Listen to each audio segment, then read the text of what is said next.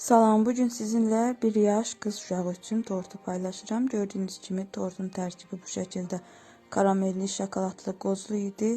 Bir gün qabaqcadan tortumuzu yığıb soyuducuda saxladım. Bugün üzərini şanti kremlə şantilədim. Bu gördüyünüz alətlə çiçəklər kəsəcəm. Bir də ki, böyük ramaşka kəsəndən kəsəcəm bununla. Bu silikonun arasında çiçəklərə forma verirəm. Çox gözəl silikondur. Çox gözəl çiçəklər alınır. Gördüyünüz kimi bu şəkildə alındı. Uşağın şəklini çıxartdırmışam. Arxasına şəkər xəmiri vermişəm. Ulduzlar kəsib üzərinə uşağımızın adını yazmışam.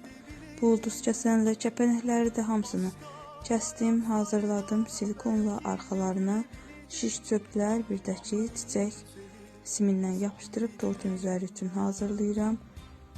Bu şəkildə tortumuzu bəzəyirəm, adını yerləşdirirəm. Birinci qabağının çiçəklərini qoyuram. Çiçəkləri də qoydum, bir 3-4 saat qurudu, sonra düzdüm üzərinə.